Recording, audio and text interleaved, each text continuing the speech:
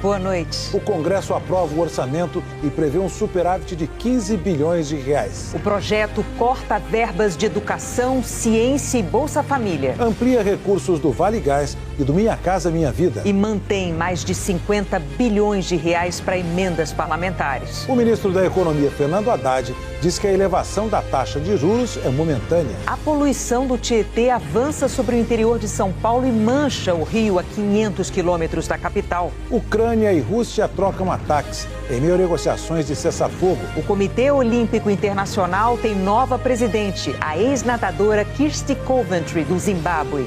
Seleção brasileira enfrenta a Colômbia nas eliminatórias da Copa. O lançamento da novela Vale Tudo tem uma festa grandiosa no Hotel Copacabana Palace, no Rio. O Jornal Nacional começa agora.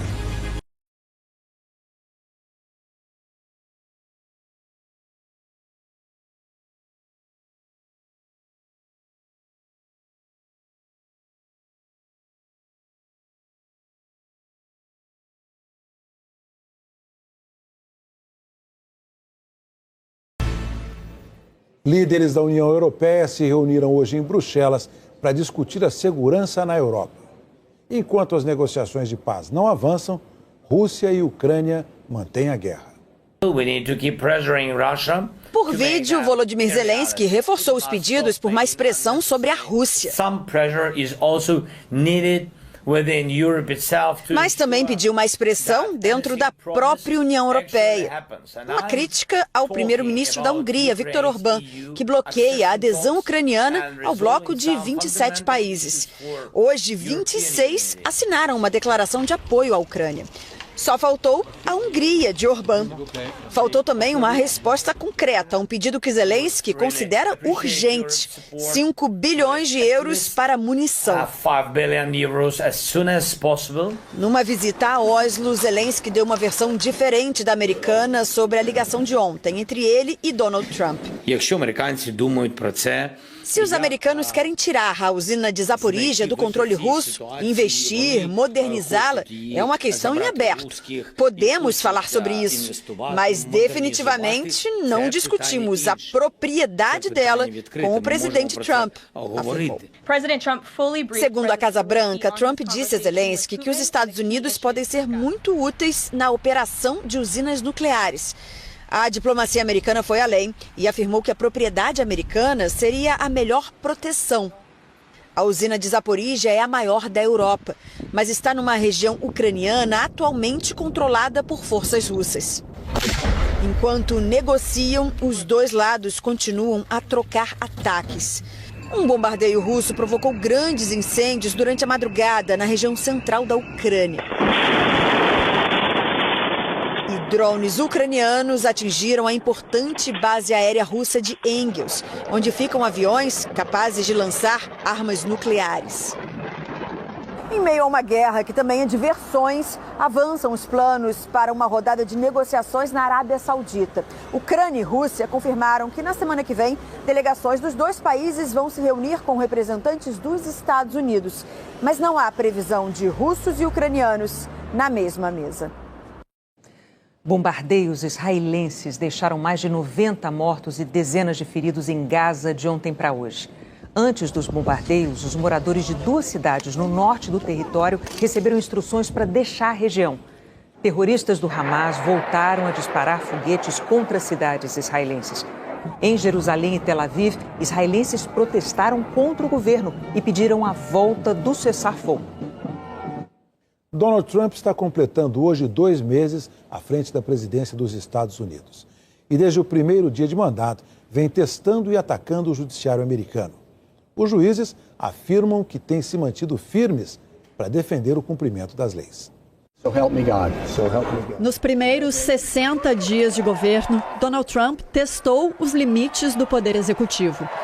Dezenas de ordens do presidente levaram a deportações em massa, a tentativas de fechar agências do governo e a demissões de servidores públicos.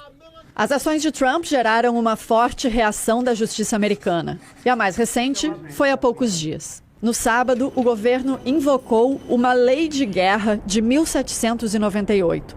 Fez isso para deportar mais de 200 venezuelanos acusados de serem criminosos. O juiz James Boasberg barrou. Disse que precisava avaliar se essa lei podia realmente ser aplicada a esse caso. E deu uma ordem para que os aviões com os deportados voltassem. Mas a Casa Branca não obedeceu. Donald Trump disse que Boasberg era um lunático e radical de esquerda e que ele deveria sofrer impeachment. O juiz tinha dado até hoje para que as autoridades detalhassem o que aconteceu. No final do dia, ele afirmou que as informações do governo, até agora, são lamentavelmente insuficientes. Para o professor de Direito Gustavo Ribeiro, a Justiça está agindo para defender o cumprimento das leis. Mas essas decisões de Trump aproximam o país de uma crise constitucional. Se não é uma ainda, estamos cada vez mais perto de uma crise constitucional, onde o executivo se mostra bastante combativo. Do ponto de vista mais analítico, é o poder executivo tentando se esquivar de responsabilidade e tentando marcar o território frente aos outros poderes, expandindo seu âmbito de competência constitucional, algo bastante complicado. O episódio levou a uma manifestação rara. O presidente da Suprema Corte, John Roberts, escreveu: por mais de 2 séculos está estabelecido que um impeachment não é a resposta apropriada a uma discordância envolvendo uma decisão judicial. O processo normal de apelação existe para esse propósito. No mês passado, a Justiça emitiu 15 decisões para suspender medidas da Casa Branca. O governo vem acusando juízes de abuso de autoridade. Trump alega que ele tem um respaldo popular pelo fato de ter vencido as eleições. Mas o voto não dá carta branca para o presidente. As democracias funcionam com um sistema de freios e contrapesos, em que cada poder regula o outro para garantir o cumprimento das leis. Na terça-feira, uma juíza federal proibiu o governo de barrar pessoas trans das Forças Armadas. Para ela, a medida ameaça violar a Constituição, que protege os americanos de serem discriminados. Num outro caso, um juiz federal suspendeu o desmonte da USAID, a agência americana que mais envia ajuda humanitária no mundo. O professor Gustavo Ribeiro explica que as disputas judiciais fazem parte da democracia. Nenhum juiz aqui nos Estados Unidos até então tem feito nada fora do que se espera do judiciário. Juízes indicados por democratas e republicanos igualmente têm defendido a ordem democrática, defendido a Constituição e, aonde cabível, rebatido, refutado, limitado as tentativas do governo Trump de ir além do que a Constituição permite.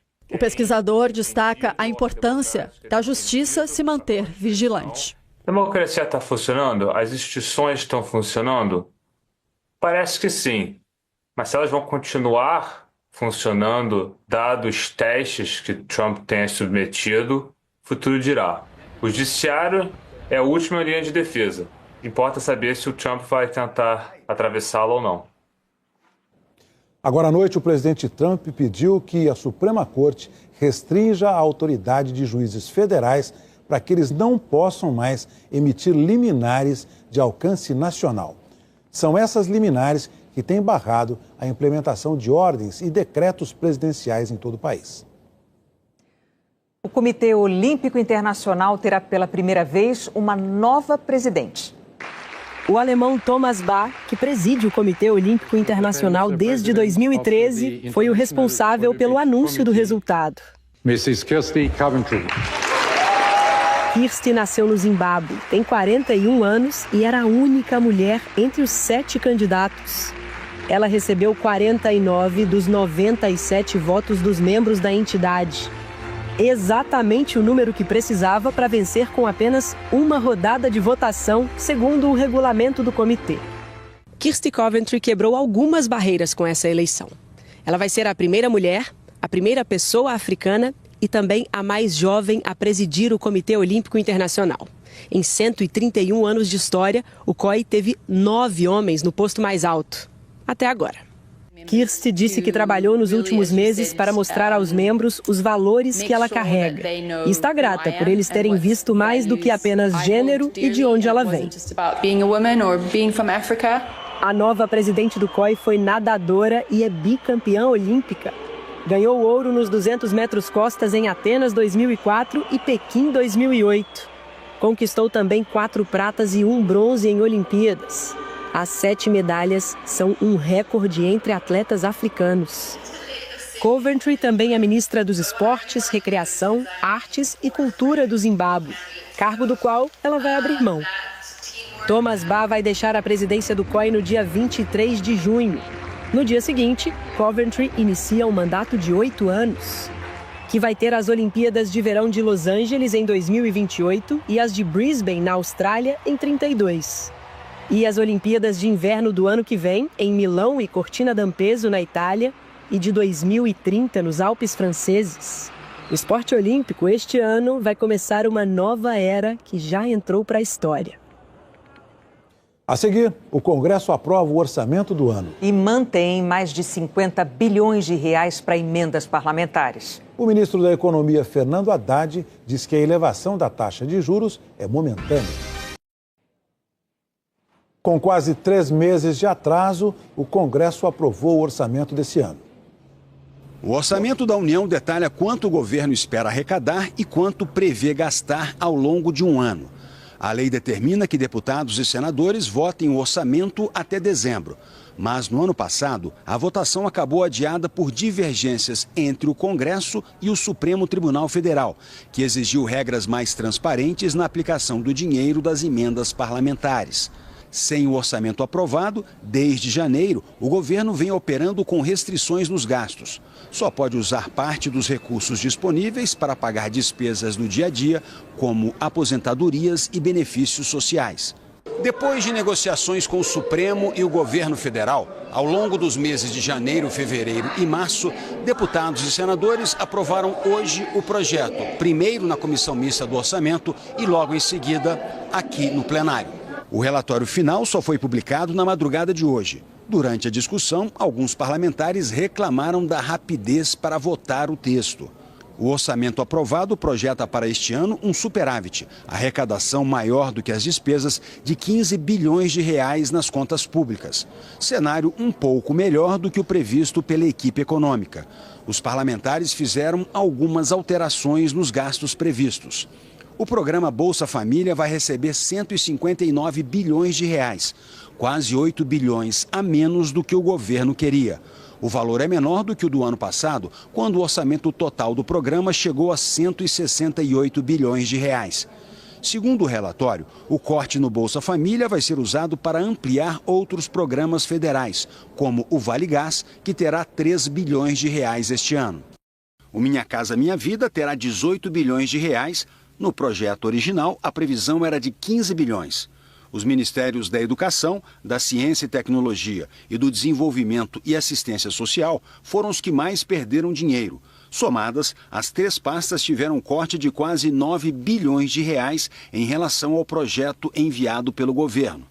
Dos 13 bilhões de reais que o governo precisa para custear o programa Pé de Meia, que incentiva a permanência de jovens de baixa renda no ensino médio, o orçamento deixou reservado apenas 1 bilhão de reais, o que vai obrigar o governo a enviar, ao longo do ano, projetos de créditos extras para garantir os recursos. O orçamento confirma o salário mínimo de R$ 1.518, que já havia sido reajustado em janeiro, e garante quase 28 bilhões de reais para reajustes salariais de servidores públicos, além de recursos para novos concursos. As emendas parlamentares foram mantidas em mais de 50 bilhões de reais para deputados e senadores destinarem para obras e projetos em suas bases eleitorais. 39 bilhões de reais são de execução obrigatória. 24 bilhões para emendas individuais, quando cada parlamentar destina um valor como quiser, e 14 bilhões para as bancadas estaduais. Já as emendas de comissão, que não são obrigatórias e dependem de liberação do governo, receberão 11 bilhões de reais. Essas emendas, indicadas por colegiados temáticos no Congresso, estão no centro do embate envolvendo o Congresso e o Supremo Tribunal Federal. O ministro Flávio Dino, do STF, chegou a suspender o pagamento dos recursos no fim do ano passado por considerar que não era possível saber qual parlamentar indicou o repasse, nem conferir como os recursos foram aplicados. Um acordo entre os poderes definiu regras para dar mais clareza aos autores das emendas. Mas na semana passada, o Congresso aprovou uma resolução que, na prática, manteve brechas para ocultar os responsáveis, já que o texto ainda permite que a indicação dos recursos seja assinada por um líder partidário e não pelo verdadeiro autor do repasse. No mesmo dia da aprovação, o ministro Flávio Dino declarou que a transparência nas emendas ainda está longe do ideal. Ao final da sessão, o presidente do Congresso, senador Davi Alcolumbre, do União Brasil, disse que a aprovação do orçamento foi uma construção coletiva. Construção coletiva dos partidos políticos, das lideranças partidárias, do envolvimento do governo na construção também de aprimorarmos e de termos a compreensão de que o parlamento tem a peça orçamentária que é a mais importante do processo legislativo. O ministro da Fazenda, Fernando Haddad, disse hoje que o nível atual da taxa de juros é momentâneo. A Selic atingiu o patamar mais alto em quase 10 anos. Isso tem impacto direto na vida das famílias e das empresas. Foi quase uma daquelas decisões de Réveillon. Eu entrei esse ano decidida a trocar o meu carro. Que se desmancharam logo depois do carnaval. Eu fiquei de boca aberta na hora que eu comecei a receber e eu vi o tamanho da parcela, assim, o tamanho do valor que eu ia ter que colocar mensalmente, né? E a Cláudia decidiu que, por hora, vai continuar com o mesmo carro. Os planos da Cláudia foram atrapalhados pelo aumento da Selic. Isso porque a taxa básica de juros se reflete nos juros do cartão de crédito, dos empréstimos, dos financiamentos, incluindo os de carros. E a taxa média para financiamento de veículos está subindo desde setembro do ano passado. E de acordo com os últimos dados do Banco Central, chegou a 29,5% ao ano. O atual ciclo de alta da Selic começou em setembro, quando a taxa estava em 10,5% ao ano. Nas 3 últimas reuniões, o Copom elevou a taxa em 1 ponto percentual, chegando agora a 14,25% ao ano, o maior patamar desde 2016. Os juros são um instrumento do Banco Central para combater o aumento de preços. A inflação, em 12 meses, está acima do limite de tolerância, que é de 4,5%. O economista Felipe Salto diz que a situação fiscal do governo pesou na decisão do Copom. A questão fiscal continua a ser uma espécie de fiel da balança, porque o governo, ao mesmo tempo em que reforça o compromisso com a responsabilidade fiscal, anunciou, por exemplo, a medida do imposto de renda, que parece respeitar os princípios da neutralidade, ele também não conseguiu avançar de uma maneira mais intensa no ajuste de gastos públicos. Além disso, o cenário internacional preocupa. Os Estados Unidos, particularmente, o que vai acontecer na economia americana com a nova política econômica em curso naquele país, se a taxa de juros por lá vai voltar a diminuir, o que também pode influenciar as decisões futuras do Copom. Hoje pela manhã, o ministro da Fazenda, Fernando Haddad, disse que o presidente do Banco Central, Gabriel Galípolo, não iria dar um cavalo de pau na política monetária. À tarde, em entrevista ao Globo News+, Haddad foi indagado sobre as declarações. Não esperamos um cavalo de pau do Galípolo. Ele tem um compromisso com a coerência das medidas do BC para cumprir o seu mandato, qual seja, trazer a inflação para a meta. Esse é o compromisso do Galípolo. O impulso fiscal se deveu particularmente ao fato de que nós pagamos todo o calote de precatórios do governo anterior. Foram quase 100 bilhões de reais. Então, houve em 2023 um impulso fiscal. Isso não aconteceu em 2024. Isso é o FMI que disse e é o próprio Banco Central que disse, porque é ele que apura o resultado primário do país. O Comitê de Política Monetária é composto pelos diretores e pelo presidente do Banco Central. Ontem, todos votaram pelo aumento de 1 ponto percentual na taxa básica de juros. 7 dos 9 integrantes atuais foram indicados pelo presidente Lula, incluindo o presidente do BC, Gabriel Galípolo. 2 diretores, indicados pelo ex-presidente Jair Bolsonaro, têm mandato até o fim deste ano. O ministro afirmou ainda que o atual nível de juros é momentâneo. Essa Selic é momentânea para corrigir um problema inflacionário que tem razões domésticas, mas tem razões externas também. Nós estamos com uma taxa de juros agora de quanto? 8, 9% acima da inflação? Você acha que você vai precisar de uma taxa dessa? A não ser que você queira asfixiar a economia, acabar com a economia. Não é esse o horizonte que está colocado.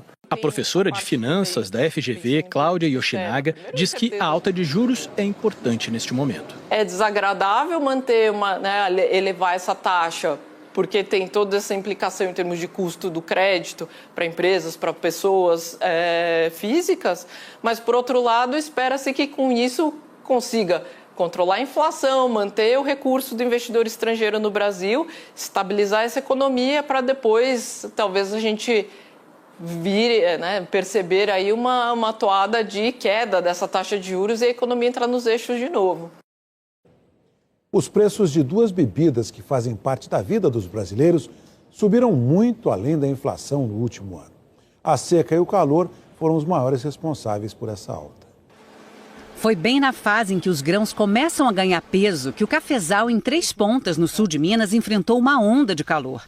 As folhas amareladas e secas são sinal de que os pés de café estão sob estresse e podem render 50% menos esse ano nas contas do Guilherme. O café, a gente sabe que a temperatura ideal para ele é uma temperatura amena em torno de 23, 24 graus.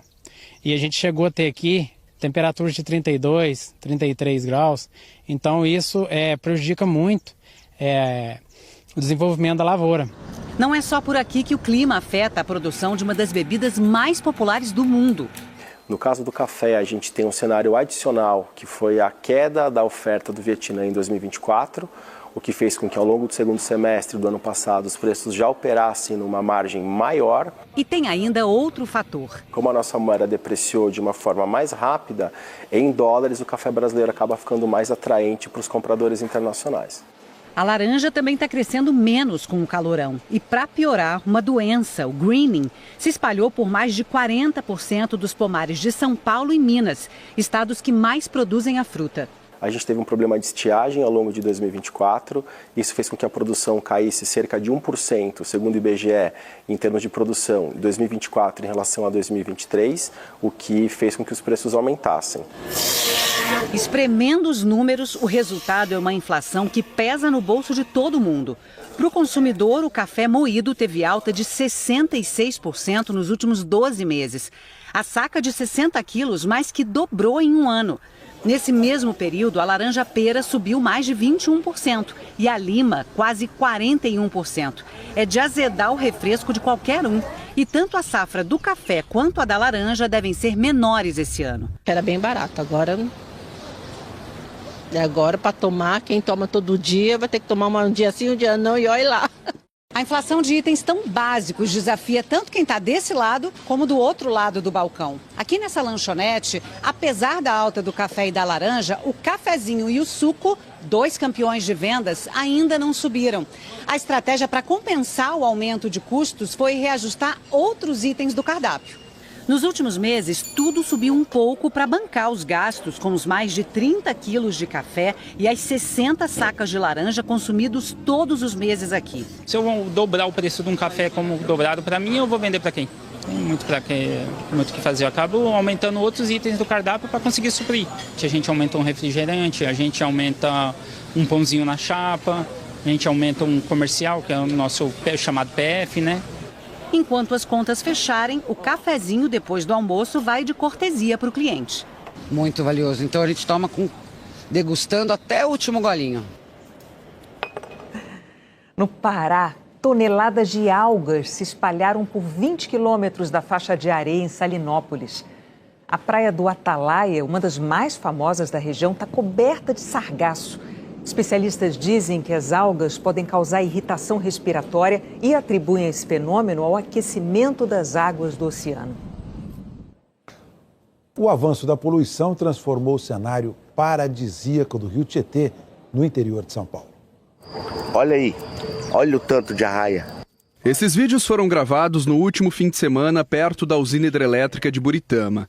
Dezenas de arraias, que geralmente vivem submersas, aparecem na superfície. Um indício da falta de oxigênio no fundo do rio. Meu Deus, gente, o que está acontecendo com esse rio, cara?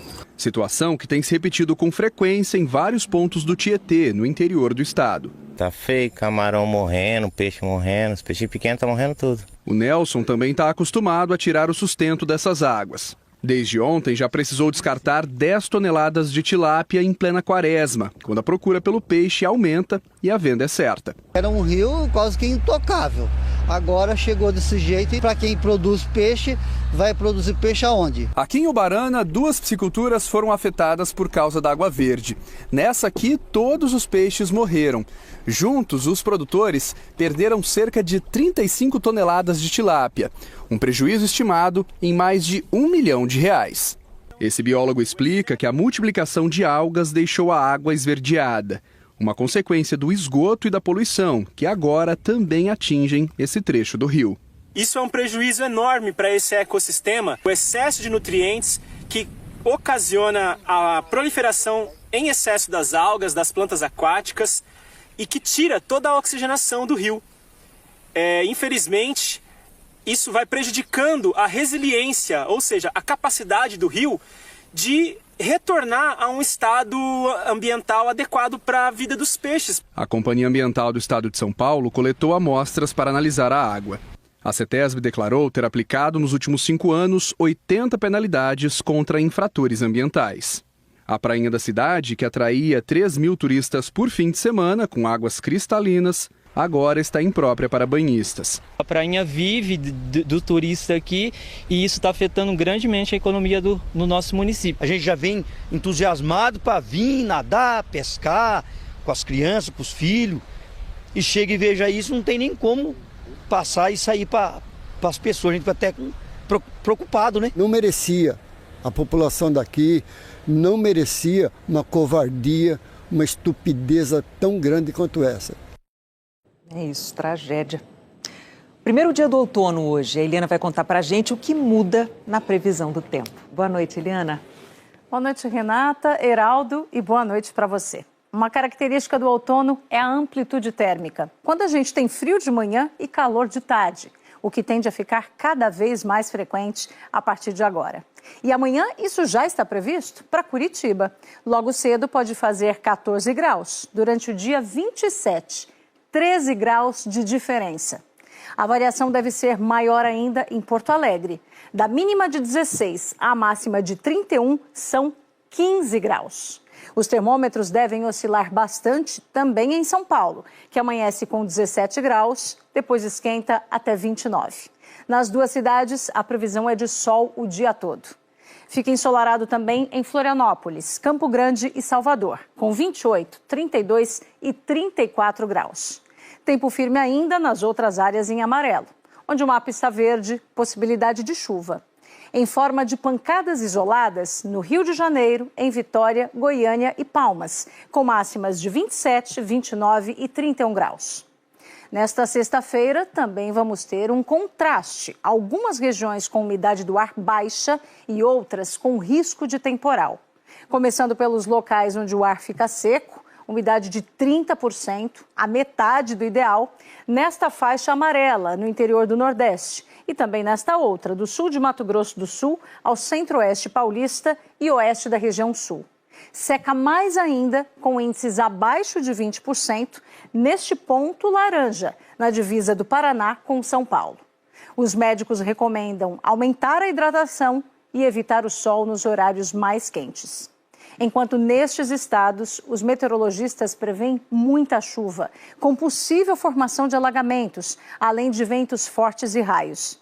Situações que podem atingir parte de Minas Gerais e de Goiás, incluindo o Distrito Federal, também o oeste do Acre e do Amazonas e da maior parte do Pará ao Piauí. Condições que estão previstas para estas capitais: Belém, São Luís, Teresina e Brasília, com 40 e 30 milímetros de chuva a qualquer hora do dia. Em Belo Horizonte, os 25 milímetros são esperados principalmente à tarde e à noite. Renata e Heraldo. Obrigada, Eliana. Pesquisadores brasileiros desenvolveram um produto que pode aumentar a oferta de combustível menos poluente para a aviação.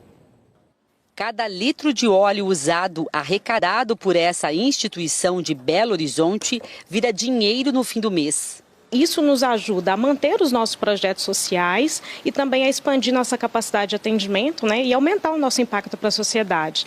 O óleo vai para fábricas de combustíveis sustentáveis, como o biodiesel, que pode ser misturado ao diesel usado em ônibus, caminhões e máquinas. Em 2 anos, um novo tipo de combustível mais limpo também vai ter que ser usado na aviação. Os operadores aéreos serão obrigados a reduzir as emissões de gases do efeito estufa nos voos domésticos. E cientistas brasileiros tentam encontrar uma opção nacional. Aqui no Departamento de Química da Universidade Federal de Minas Gerais, pesquisadores conseguiram desenvolver de forma inédita um catalisador que permite transformar vários tipos de óleo em bioquerosene para a aviação. Tecnologia que pode ajudar o Brasil a ter um futuro mais sustentável. Esse catalisador, que são esferas, onde tem sítios catalíticos, onde vai acontecer várias reações simultaneamente e ajustar tamanho da molécula, a geometria, a estrutura. As esferas catalisadoras ficam dentro deste reator. Nosso óleo ele entra, existe uma bomba que vai aspirar, vai jogar aqui. Esse catalisador ele consegue converter esse óleo residual e aí ao final ele sai e é recolhido aqui embaixo. O catalisador é o pozinho mágico que auxilia nessa transformação. O que é interessante é que ele consegue processar diferentes matérias-primas sem purificação, o que deixa o processo mais simples e mais barato. O SAF, combustível sustentável de aviação, já é usado em quantidades pequenas em alguns países da Europa e da América do Norte. Da produção à queima, ele reduz a emissão de gás carbônico entre 70% e 90% em comparação ao querosene de aviação. A gente já tem a lei e a gente já tem a demanda. A gente ainda não tem o produto. O desenvolvimento de catalisadores que tornem esse processo comercial é de extrema importância. O Yuri é um dos pesquisadores do novo combustível e acredita que é um trabalho essencial para reduzir a poluição. Eu nunca imaginei que eu poderia fazer parte dessa nova história, a criar até mesmo uma nova matriz energética, então estou muito satisfeito com os resultados que essa pesquisa está levando. A seguir, a festa de lançamento da nova versão de... O Supremo Tribunal Federal decidiu manter Alexandre de Moraes, Cristiano Zanin e Flávio Dino no julgamento da denúncia sobre a tentativa de golpe de Estado e também manter o caso na primeira turma do STF. O plenário virtual analisou os recursos das defesas do ex-presidente Jair Bolsonaro e dos generais Braga Neto e Mário Fernandes, que questionavam a imparcialidade dos ministros. 10 ministros votaram para manter Zanin. No caso de Moraes e Dino, foram 9 votos para rejeitar o recurso e 1 voto divergente do ministro André Mendonça. Na terça-feira que vem, a primeira turma vai decidir se aceita ou não a denúncia da PGR contra o núcleo formado por Bolsonaro e 7 aliados. Moraes, Zanin e Dino fazem parte do colegiado. Daqui a pouco tem eliminatórias da Copa na tela da Globo. Brasil e Colômbia. Direto de Brasília, aqui está ele, Luiz Roberto. Boa noite, Luiz Roberto. Boa noite, Geraldo. Boa noite, Renata. Boa noite a todos. Pois é, reta final das eliminatórias para a Copa do Mundo. Chegamos à 13ª de um total de 18 rodadas. E é um grande jogo, meus amigos do Brasil. Essa seleção que tem essa conexão com esse país inteiro entra em campo com estádio lotado, 69 mil ingressos vendidos. Brasil e Colômbia. Seleção tem uma modificação importante. O técnico Dorival Júnior, a delegação chegou agora há pouquinho, você vê imagens aí do Dorival, ele vai escalar o João Pedro, que joga no Brighton, na Inglaterra, tá ele aí, revelado pelo Fluminense, como centroavante. Terá o apoio no ataque de 2 estrelas internacionais, o Vinícius Júnior e também o Rafinha, que vive grande fase no Barcelona. O jogo é revestido de muita importância. A gente vai mostrar para você agora a classificação dos primeiros colocados das eliminatórias sul-americanas. 6 se classificam diretamente para a Copa. Argentina, 25 pontos, Uruguai, 20, Equador, 19. A Colômbia também tem 19, o Brasil tem 18, ou seja, 1 ponto atrás da Colômbia. Se vencer hoje e terça-feira a Argentina, pode até terminar na 2ª posição após essa rodada dupla das eliminatórias. Futebol da Globo é logo depois de Mania de Você, Heraldo, Renata. Obrigada, Luiz Roberto. E olha, a Globo está fazendo agora à noite uma festa de gala no Rio de Janeiro para o lançamento da nova versão da novela Vale Tudo. A estreia no dia 31.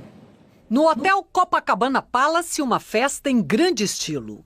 Um cenário luxuoso para o lançamento da nova versão de uma das obras mais marcantes da TV Globo e da televisão brasileira, a novela Vale Tudo.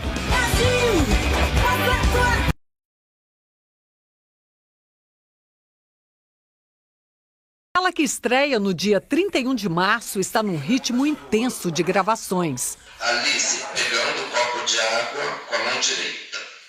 E Vale Tudo vai ganhando forma. Lucimar, eu falo uma coisa muito importante. As casas cenográficas retratam o perfil dos personagens com traços de cada um.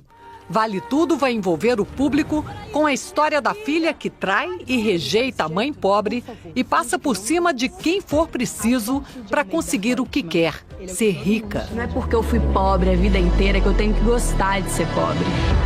Vocês conseguiram o quê com essa honestidade toda, todos esses anos? Essa casinha aqui.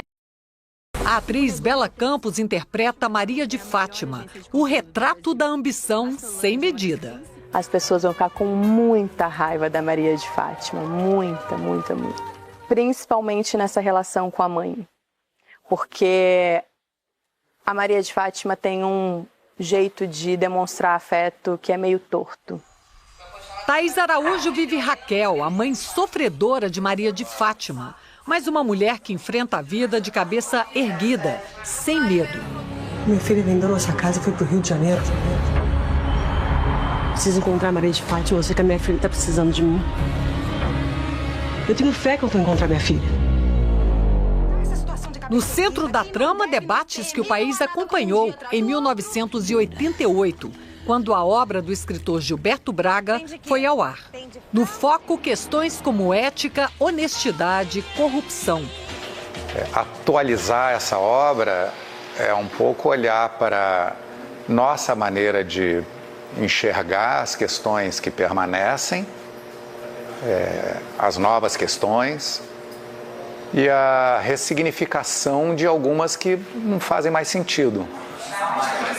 César, vivido por Cauã Raymond, é um desses personagens que reforçam a discussão. Ele personifica a ausência total de valores. Já saquei que pra estar bem a gente tem que dançar a música que tá tocando, senão você sobra na pista. Eu acho que o César fica confortável na vida simples, mas ele adora quando tá num momento de luxúria. Mas eles se conectam ali na doencinha dos dois, né, de que é subir na vida, né?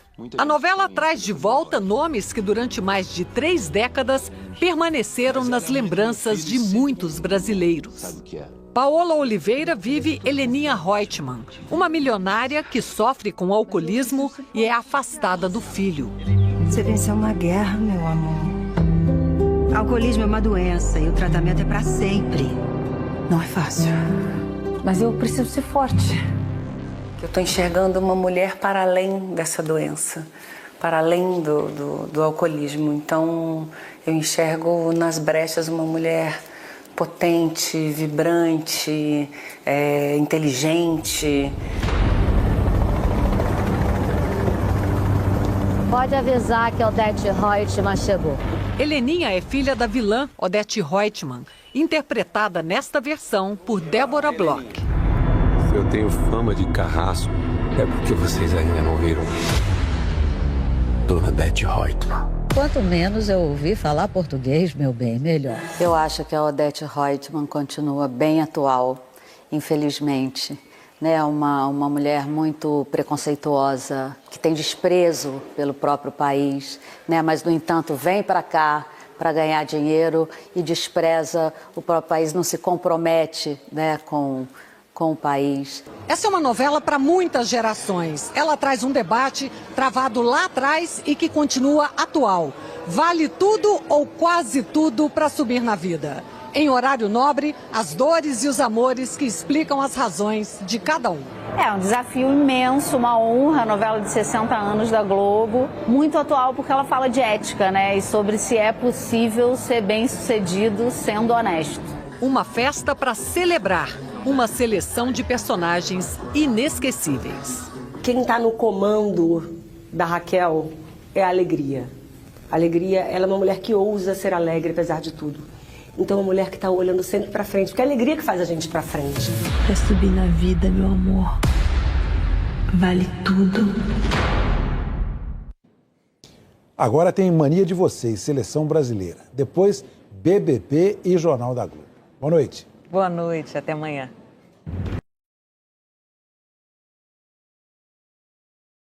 Um povoado de Santo Antônio. Eu ia passando na estrada aqui e vi uma obra grande aqui de uma construção. É Giló, né, galera? Desculpa aí, gente. Aqui é povoado de Giló, né? É porque aqui é próximo a Santo Antônio.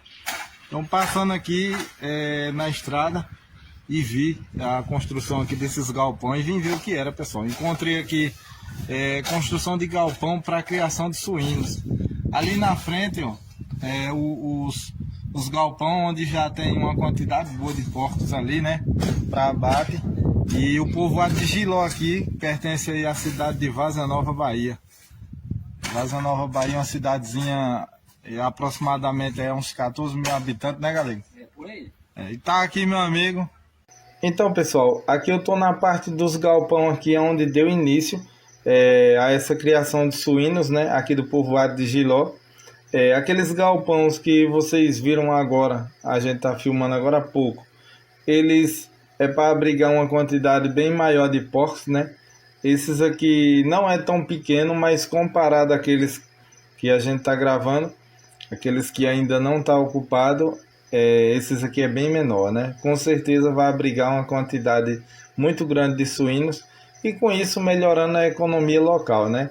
Esse povoado de Giló, onde localiza essa criação de suínos, fica bem próximo da cidade de Vaza Nova, né? É município aqui da cidade. E cada vez mais, né, a cooperativa, junto com o Fred, né, o dono da Bahia Fruit, está trazendo mais novidade aqui para a nossa cidade. Tem aqui próximo da minha residência uma criação de gado leiteiro, né, pessoal? Tem uns galpão aqui onde tem umas ordenhas. E em breve também eu vou estar trazendo um pouco sobre isso aí, sobre o gado leiteiro para vocês aqui. Assim que eu entrar em contato e adquirir uma permissão, eu vou trazer mais conteúdo assim. Após gente, quem não conhece, eu vou apresentar aqui o meu amigo Galego aqui, que é... O nome teu certo é como Galego? Alberto Evangelista. Alberto Evangelista. Galego Pedreiro, jogando duro. Era meu parceiro aí no trabalho de poda de árvore, né, Galego? Trabalha muito junto. Calçada aí dos galpão. Dos galpão. Aí tá na obra aí das calçadas aí. Lá na frente tem uma galera lá, ó. Trabalhando lá na frente. PJS, Galego? PJS em ação. Em ação, trabalhando aí. Jogando duro. Aí estão fazendo aqui a calçada.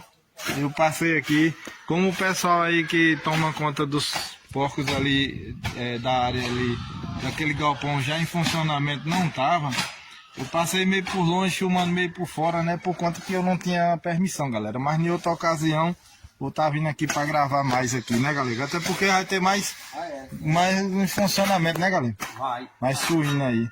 Vai ser mais tipo uma guaritazinha ali para ficar o pessoal...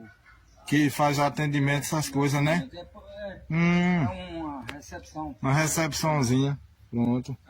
Aí lá tem um escritório, né, galera? Ali na frente, ó. Vai fazer outra aqui, né? Pronto. Onde vai ficar os depósitos de ração, essas coisas, né? Aí do lado. E lá na frente vai ser uma recepção. Lá na frente. Depois do terceiro galpão. Então aqui é povoado de Giló. Aqui é o que, galera? É a associação, é? De Fred Jordão, né? Fred Jordão, alô, Fred Jordão, empresário aí de Vaza Nova, Bahia. Cara aí que trabalha muito aí, Fred. Nosso amigo. Cara guerreiro, né, galera? Cara que de uns anos pra cá já fez muita coisa, empregou muita gente aqui na região. Deus trabalha muito, muito pra família. Nós, que nem eu falei, nós se conhecemos de longa data e trabalhamos muito tempo junto no setor de poda de árvore, não foi não, galera? Podador de alta tensão. Boca quente. Aí choca até uma coisa. Ei, menino. Galera já rompeu um bocado de fio de energia, já tirando de árvore. Botei um bocado na folha já. Já deixou muita gente sem internet também. Internet demais, rapaz, era bom demais naquele tempo dali. Era bom, hein, galera? A trabalhada era brava, mas era divertida. Era um choque atrás do outro, nós trabalhamos no tempo do inverno.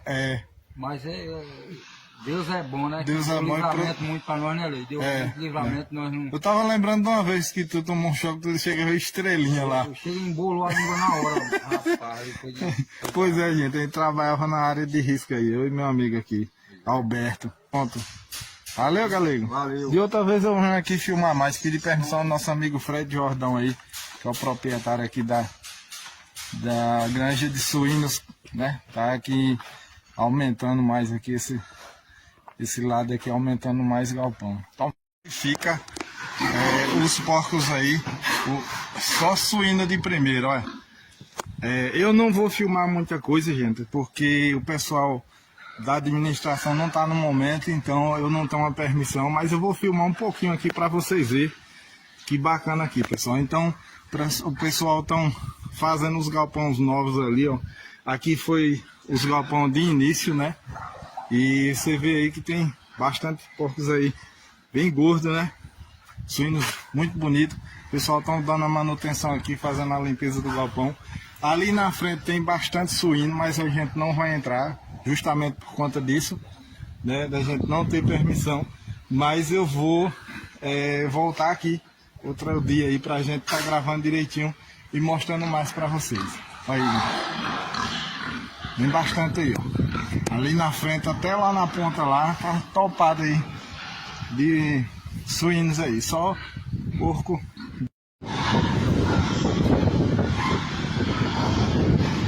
De primeira, pessoal. Então, valeu, um abraço. Vamos seguindo. Tchau, tchau, galera.